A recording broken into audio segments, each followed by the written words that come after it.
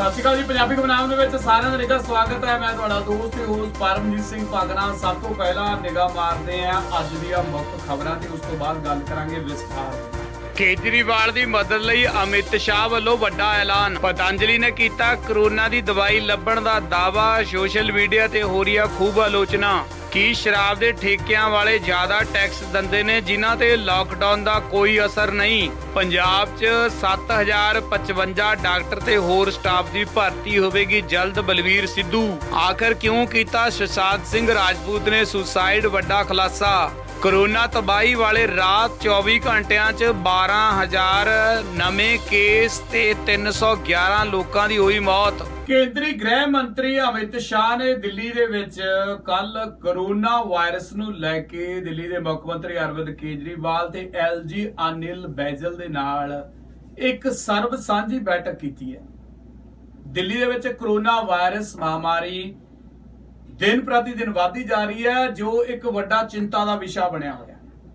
ਸੋ ਰਾਜਨੀਤੀ ਤੋਂ ਅੱਗੇ ਨਿਕਲ ਕੇ ਇਸ ਮਹਾਮਾਰੀ ਤੋਂ ਬਚਣ ਵਾਸਤੇ ਜਿੱਥੇ ਅਲੱਗ-ਅਲੱਗ ਪਾਰਟੀਆਂ, ਅਲੱਗ-ਅਲੱਗ ਲੋਕ ਇਸ ਗੱਲ ਦੇ ਉੱਪਰ ਜ਼ੋਰ ਦੇ ਰਹੇ ਨੇ, ਇਸ ਦੇ ਤਹਿਤ ਹੀ ਕੱਲ ਅਮਿਤ ਸ਼ਾਹ ਨੇ ਇੱਕ ਵੱਡੀ ਮੀਟਿੰਗ ਕੀਤੀ ਤੇ ਇਸ ਵੱਡੀ ਮੀਟਿੰਗ ਦੇ ਵਿੱਚ ਵੱਡੇ ਫੈਸਲੇ ਲਿੱਤੇ ਗਏ, ਜਿੱਥੇ ਅਰਵਿੰਦ ਕੇਜਰੀਵਾਲ ਅੱਜ ਤੋਂ 2 ਮਹੀਨੇ ਪਹਿਲਾਂ ਦਿੱਲੀ ਦੇ ਵਿੱਚ 50,000 ਇਕੱਠੇ ਕੋਰੋਨਾ ਵਾਇਰਸ ਮਰੀਜ਼ ਆਉਣ ਤੇ ਪੁਖਤਾ ਪ੍ਰਬੰਧਾਂ ਦੇ ਵੱਡੇ ਦਾਅਵੇ ਕਰ ਰਹੇ ਸਨ। ਅੱਜ ਉਹੀ ਅਰਵਿੰਦ ਕੇਜਰੀਵਾਲ ਇਸ ਕੋਰੋਨਾ ਵਾਇਰਸ ਦੇ ਮੂਹਰੇ ਲਾਚਾਰ ਨਜ਼ਰ ਆ ਰਹੇ ਨੇ ਤੇ ਉਹਨਾਂ ਨੇ ਸੈਂਟਰ ਸਰਕਾਰ ਤੋਂ ਮਦਦ ਦੀ ਗੁਹਾਰ ਲਗਾਈ ਸੀ ਤੇ ਮਨੀਸ਼ ਸਿਸੋਦੀਆ ਨੇ ਵੀ ਖਾਸ ਤੌਰ ਤੇ ਇਹ ਗੱਲ ਕਹੀ ਸੀ ਕਿ ਸਾਨੂੰ ਸੈਂਟਰ ਸਰਕਾਰ ਨੇ ਭਾਈ ਇੱਕ ਟੁੱਟੀ ਚਵੰਨੀ ਨਹੀਂ ਦਿੱਤੀ, ਅਸੀਂ ਆਪਣੇ ਪੱਲੇ ਪੈਸੇ ਖਰਚ ਕੇ ਇਸ ਬਿਮਾਰੀ ਦੇ ਨਾਲ ਲੜ ਰਹੇ ਹਾਂ।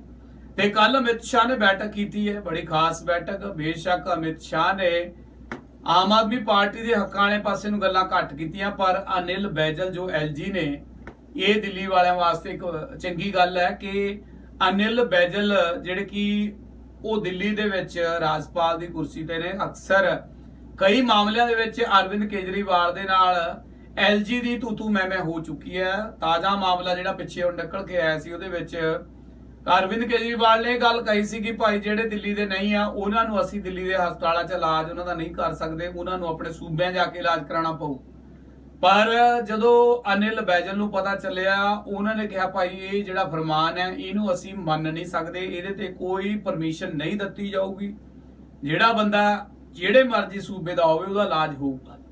ਚਲੋ ਖੈਰ, ਕੱਲ ਫਿਰ ਇੱਕ ਐਲਾਨ ਕਰ ਦਿੱਤਾ ਅਮਿਤ ਸ਼ਾਹ ਨੇ। ਅਮਿਤ ਸ਼ਾਹ ਨੇ ਕਿਹਾ ਕਿ ਬੈੱਡਾਂ ਦੀ ਘਾਟ ਹੈ, ਬੈੱਡ ਨਹੀਂ ਹੈਗੇ ਦਿੱਲੀ ਦੇ ਵਿੱਚ, ਲੋਕਾਂ ਨੂੰ ਰੱਖੀਏ ਤਾਂ ਰੱਖੀਏ ਕਿੱਥੇ। ਫਿਰ ਹੁਣ ਦਿੱਲੀ ਦੇ ਵਿੱਚ 500 ਰੇਲ ਗੱਡੀਆਂ ਦੇ ਜਿਹੜੇ ਕੋਚ ਨੇ ਉਹ ਦੇਣ ਦਾ ਫੈਸਲਾ ਕੀਤਾ। ਰੇਲ ਗੱਡੀਆਂ ਦੇ ਕੋਚ ਦੇ ਵਿੱਚ ਆਈਸੋਲੇਟ ਵਾਰਡ ਬਣਾਏ ਗਏ ਨੇ, ਬਿਲਕੁਲ ਤਿਆਰ ਬਰ ਤਿਆਰ ਨੇ। ਉਹਨਾਂ ਨੂੰ ਕਰਨਾ ਕੀ, ਖਿੱਚ ਕੇ ਲਾਈਨਾਂ ਦੇ ਉੱਪਰ ਲਿਆ ਕੇ ਖੜਾ ਕਰਨਾ ਤੇ ਉੱਥੇ ਹੀ ਮਰੀਜ਼ਾਂ ਦਾ ਇਲਾਜ ਜਿਹੜਾ ਕਿ ਸ਼ੁਰੂ ਹੋ ਜਾਊਗਾ। ਸਾਰੀ ਫੈਸਿਲਿਟੀਆਂ ਰੇਲਵੇ ਕੋਚ ਵੱਲੋਂ ਤਿਆਰ ਕੀਤੀਆਂ ਗਈਆਂ ਨੇ। ਇਹ ਰੇਲਵੇ ਕੋਚ ਦਿੱਲੀ ਦੇ ਵਿੱਚ 8,000 ਬੈੱਡ ਇਕੱਠੇ ਹੀ ਕਹਿ ਲਓ ਜੀ, 8,000 ਬੈੱਡ ਇੱਕਦਮ ਜਿਹੜੇ ਕਿ ਦਿੱਲੀ ਸਰਕਾਰ ਨੂੰ ਮਿਲ ਗਏ। ਲਾਗ ਨਾਲ ਲੜਾਈ ਕਰਨ ਦੇ ਵਿੱਚ ਵੱਡਾ ਫਾਇਦਾ ਮਿਲੂਗਾ ਤੇ ਸਾਰੀ ਸਹੂਲਤਾਂ ਨਾਲ ਇਹ ਕੋਚ ਲੈਸ ਹੋਣਗੇ।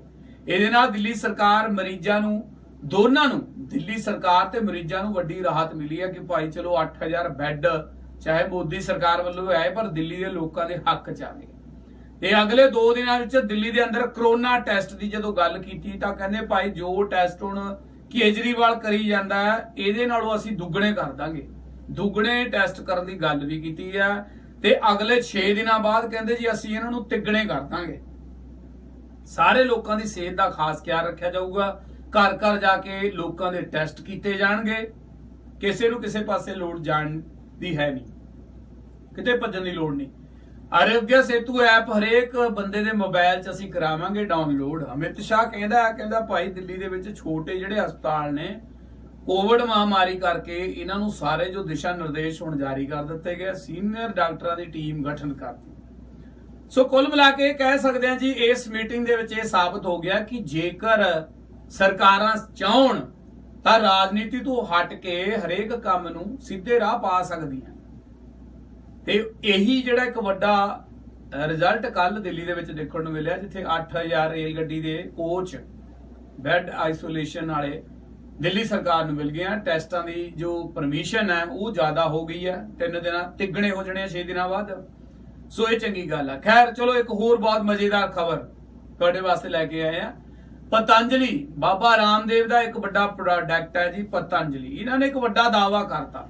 अक्सर सोशल मीडिया के उपर आप बड़े दावे सुनते हैं भी कदे जैसलमेर कदे राजस्थान तो कदे दिल्ली तो कदे कितों पंजाब दे विच भी ये वादे सुनने को मिले सी कि कोरोना वायरस की दवाई भाई लभ ली।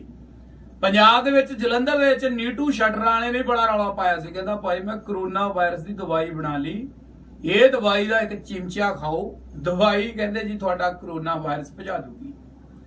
सो हुण इदां दा एक वड्डा दावा पतंजलि वालों किया जा रहा है। सोशल मीडिया के उपर इस चीज की हुण आलोचना भी होण लग पई है। दुनिया भर च जिहड़े वड्डे विग्यानी ने, एक तां समझण दी गल ये नहीं मैनूं हले तक समझ लगी भी किहड़ी इदां दी दवाई है जिहड़ी कि भाई 7-8 महीने कह लो, साल होण वाला ही है, 6-7 महीने तां कह सकदे आ, 7 महीनों च वड्डे वड्डे जिहड़े देश सी, वड्डे वड्डे सुपर पावर देश दे मालक ਜਿਹੜੇ ਕਹਿੰਦੇ ਆ ਕਿ ਚੰਗੇ ਚੰਗੇ ਲੋਕਾਂ ਨੂੰ ਅਸੀਂ ਆਪਣੇ ਮੁਲਕਾਂ 'ਚ ਨੌਕਰੀਆਂ ਦਿੰਦੇ ਆ, ਉਹਨਾਂ ਮੁਲਕਾਂ ਤੋਂ ਕੋਰੋਨਾ ਵਾਇਰਸ ਦੀ ਇੱਕ ਦਵਾਈ ਨਹੀਂ ਅਜੇ ਤੱਕ ਬਣਾ ਹੋਈ। ਕਿਸ ਤਰ੍ਹਾਂ ਦਾ ਵਾਇਰਸ ਹੈ, ਇਹ ਸਾਰੀ ਚੀਜ਼ਾਂ ਨੂੰ ਫੇਲ ਕਰ ਗਿਆ। ਅਸੀਂ ਐਡੇ ਐਡੇ ਟੈਕਸ ਧਾਰਦੇ ਆ, ਆਪਣੇ ਦੇਸ਼ ਨੂੰ ਇੰਨੇ ਟੈਕਸ ਦਿੰਦੇ ਆ, ਇੰਨਾ ਪੈਸਾ ਦਿੰਦੇ ਆ, ਇਹਨਾਂ ਵਿਗਿਆਨੀਆਂ ਦੇ ਉੱਪਰ ਖਰਚਦੇ ਆ, ਪਰ ਇਹਨਾਂ ਵਿਗਿਆਨੀਆਂ ਦੇ ਹੱਥ ਅਜੇ ਤੱਕ ਕੋਈ ਸਫਲਤਾ ਨਹੀਂ ਲੱਗੀ।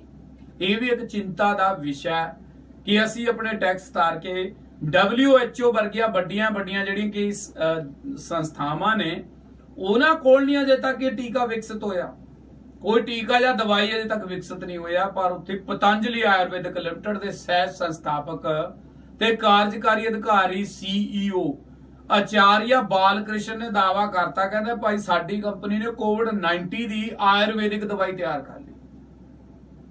आयुर्वेदिक दवाई है। बालकृष्ण ने भी दावा किया भी ये दवाई असी कोविड मरीजों के उपर 5 तो 14 दिन के अंदर अंदर ये दवाई साडी ठीक कर देंदी है, ये गारंटी है। न्यूज एजेंसी ANI की एक रिपोर्ट दे विच बालकृष्ण ने शनिवार नूं ये गल कही है कल कि कोविड के जिहड़े मरीज सी, परसों माफ करना, ये एक अजमाइश की गई है। 100% नतीजे जिहड़े उस मरीज के अनुकूल निकल के आए। हुण जे ये गल सही हो जाती है फिर तां ये कह सकते हैं कि जिथे अमरीका ने वैक्सीन लेने वास्ते, जिथे मोदी सरकार नूं बड़ा चैलेंज करता सी भी भाई जे तुसीं आ दवाई ना दत्ती क्लोरो, असीं भाई की कुछ कर देंगे तुहानूं नहीं पता। ते जे हुण इह पतंजलि दा प्रोडक्ट बिल्कुल सही ते फिट बह गया, फिर मैनूं लगदा भी पतंजलि नूं ये पहली खेप अमेरिका च भी सप्लाई करनी पै सकदी है, क्योंकि सारी दुनिया के मुकाबले अमरीका सब तो वध जिहड़े केस निकल गए। हरिद्वार दे विच बालकृष्ण ने ANI दे नाल गलबात की। उन्होंने कहा कि असीं कोविड दे फैलण तो बाद विग्यानियों की एक टीम बनाई, तैयार की ते पहला असीं इस दे विच पूरी जो दा मिश्रण तैयार किया, पता लग्या कि वायरस की है, घातक वायरस दे नाल लड़न वास्ते शरीर विच फैलाव नूं रोकण वास्ते सैकड़े सकारात्मक मरीजां दे असी क्लिनिकल जिहड़े कि काफी केस अध्ययन किए ते 100% अनुकूल नतीजे सानूं इहदे चों निकले।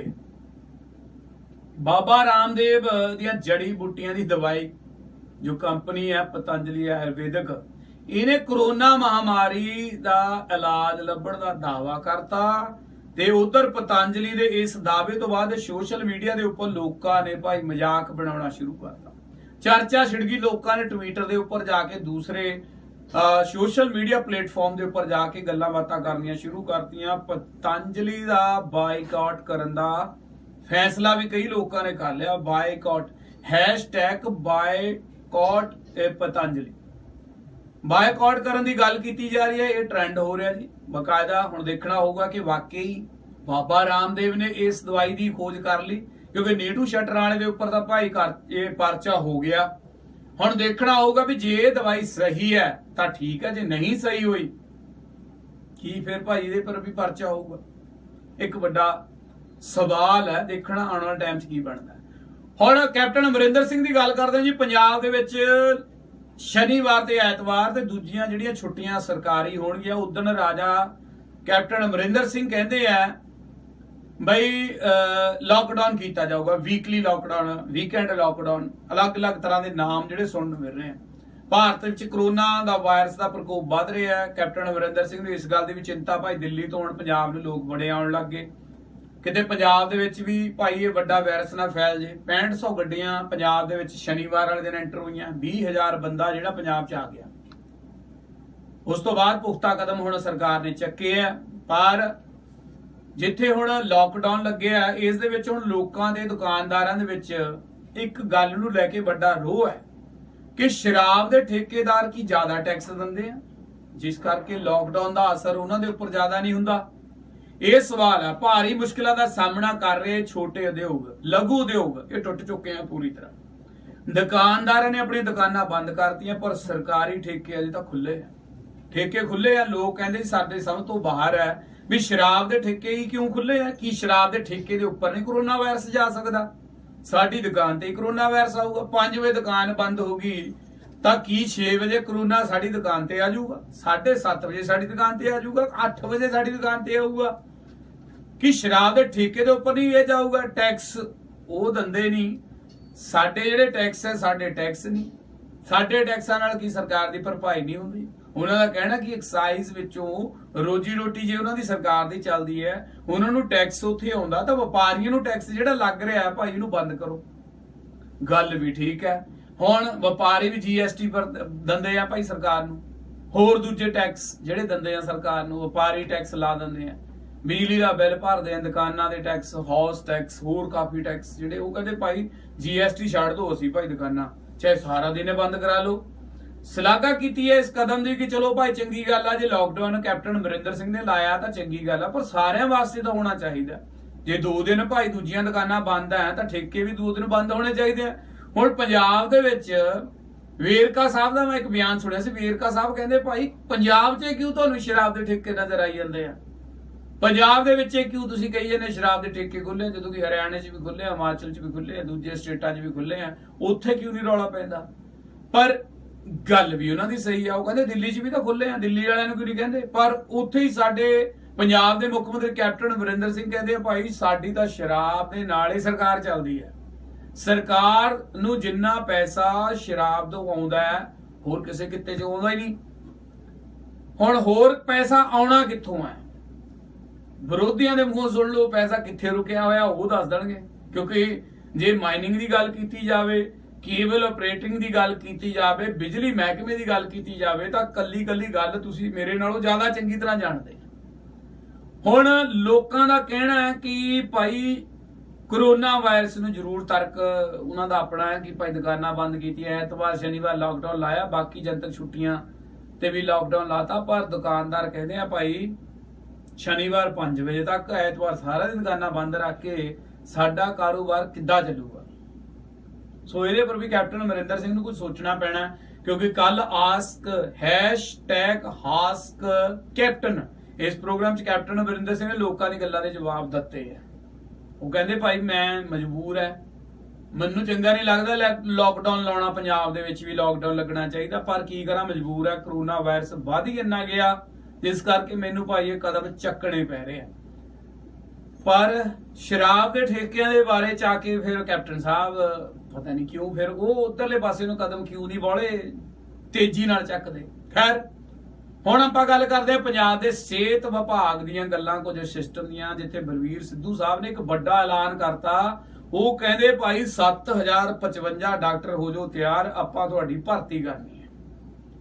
ਸਿਹਤ ਮੰਤਰੀਆਂ ਜੀ, ਪਰਿਵਾਰ ਭਲਾਈ ਮੰਤਰੀਆਂ ਸਾਡੇ ਬਲਵੀਰ ਸਿੰਘ ਸਿੱਧੂ ਖਰੜ ਤੋਂ ਵਿਧਾਇਕ ਨੇ, ਇਹਨਾਂ ਨੇ ਕਿਹਾ ਕਿ 7055 ਡਾਕਟਰ ਅਤੇ ਹੋਰ ਸਟਾਫ ਜਲਦੀ ਭਰਤੀ ਕੀਤਾ ਜਾਊਗਾ। ਜਾਣਕਾਰੀ ਜਿਹੜੀ ਮਿਲੀ ਹੈ ਜਗਰਾਉਂ 'ਚ 30 ਬਿਸਤਰਿਆਂ ਦਾ ਇੱਕ ਜੱਚਾ ਬੱਚਾ ਹਸਪਤਾਲ ਦੀ ਇਮਾਰਤ ਦਾ ਨੀਂਹ ਪੱਥਰ ਰੱਖਣ ਗਏ ਸੀ ਤੇ ਉਹਨਾਂ ਨੇ ਦੱਸਿਆ ਕਿ ਹਸਪਤਾਲ ਜਿਹੜਾ ਉੱਥੇ ਬਣਨਾ ਹੈ ਉਹ 8 ਕਰੋੜ 5 ਲੱਖ ਜਿਹੜਾ ਕਿ 50 ਲੱਖ ਦੀ ਲਾਗਤ ਨਾਲ ਤਿਆਰ ਹੋਣਾ। ਸਿਵਲ ਹਸਪਤਾਲ ਘੇਰੇ ਦੇ ਵਿੱਚ ਬਣਾਇਆ ਜਾਊਗਾ ਤੇ ਉੱਥੇ ਹੀ ਸਿਵਲ ਹਸਪਤਾਲ ਦੇ ਵਿੱਚ ਇਹ ਜਿਹੜਾ ਕਿ ਹਸਪਤਾਲ 1 ਸਾਲ 'ਚ ਤਿਆਰ ਹੋਣ ਦਾ ਟੀਚਾ ਖੜਾ ਕਰ ਲਿਆ।